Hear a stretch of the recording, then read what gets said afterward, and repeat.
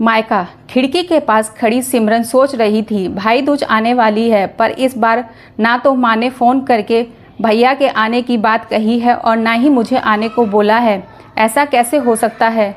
भगवान करे यह सब ठीक हो। फिर वह अपनी सास से बोली, माँ जी मुझे बहुत डर लग रहा है, मेरा मन घबरा रहा है, पता नहीं क्या हो गया, मम्मी मुझे कैसे भूल गई इस बार। सास ने इजाज़त देते हुए कहा, कोई बात नहीं बेटा, तुम एक बार खुद जाकर देख आओ। सास की आज्ञा मिलने की देर थी कि सिमरन अपने पति के साथ मायके जा पहुंची, परंतु इस बार घर के अंदर कदम रखते ही उसे सब कुछ बदला सा महसूस हुआ। पहले जहां देखते ही माँ पिताजी के चेहरे खुशी से खिल उठते थे, इस बार उन पर परेशानी की झलक साफ दिखाई दे रही थी।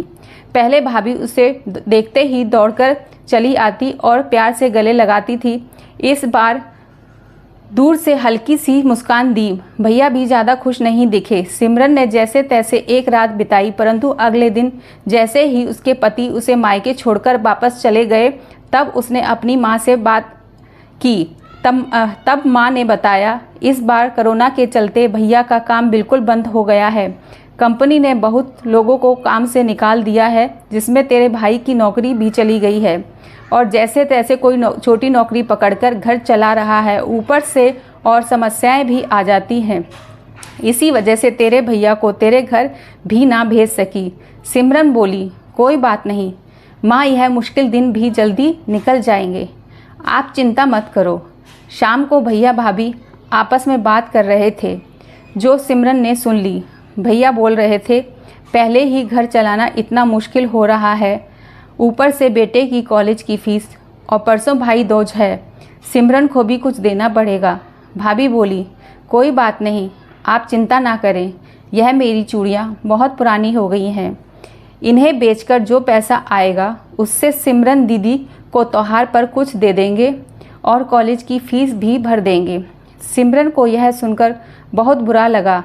भैया भाभी ये क्या बात है कर रहे हैं? क्या मैं यहाँ उनको तंग करने या कुछ लेने के लिए आती हूँ? वह अपने कमरे में आ गई। तभी उसे याद आया, शादी के कुछ समय पहले जब वह नौकरी करती थी तो उसने बड़े शौक से अपनी पहली तनख्वाह लाकर पापा को दी। तब पापा ने कहा था, यह पैसा अपने पास ही रख लो, मुश्किल वक्त में काम आएगा। इसके बाद वह हर महीने अपनी सारी तनख्वाह बैंक में जमा करती रही। शादी के बाद जब भी मायके आती, माँ ने उसे पैसा निकालने को कहा, पर सिमरन हर बार कहती, मुझे ज़रूरत नहीं है। पर आज उन पैसों की उसे ज़रूरत है। सिमरन अगले दिन भतीजे को साथ लेकर बैंक गई और सारे पैसे निकलवाकर पहले भतीजे की कॉलेज की फ़ीस जमा की और फिर घर का ज़रूरी सामान खरीदकर घर वापस आ गई। अगले दिन जब भैया का टीका किया तो भैया ने भरी आंखों से उसके हाथ पर 100 का नोट रखा तो सिमरन मना करने लगी। भैया बोले, यह तो शगुन है पगली, मना मत कर।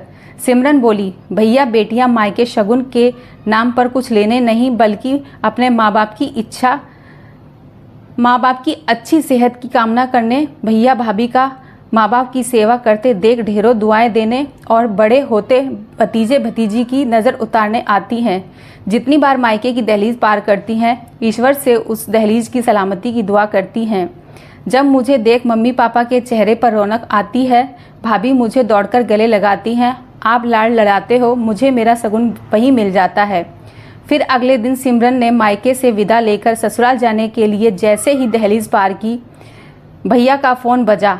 एक अच्छी कंपनी का अपॉइंटमेंट लेटर आ गया, जिसका आवेदन भैया ने करीब 2-3 महीने पहले किया था। वे सोचने लगे, सचमुच बहन बेटियां मायके कुछ लेने नहीं बल्कि अपनी बेशकीमती दुआएं देने आती हैं। जब वे घर की दहलीज पार करती हैं तो बरकत भी अपने आप अंदर आती है। हर बहन बेटी के दिल की तमन्ना होती है कि उसका मायका हमेशा खुशहाल रहे और तरक्की करे, हमेशा फले फूले। मायके की खुशहाली देखकर उसके अंदर एक अलग ही जज्बा व ताकत भर जाती है, जिससे वह अपने जीवन में आने वाली मुश्किलों का डटकर सामना कर पाती है। सिमरन ने भैया की आंखों में खुशी के आंसू थे। सिमरन सोच रही थी, मायका शब्द ही कितना मीठा है, जिसे सिर्फ कहने भर से मुंह में जैसे मिश्री घुल जाती है। यह कहानी आपको कैसी लगी हमें कमेंट करके ज़रूर बताइए।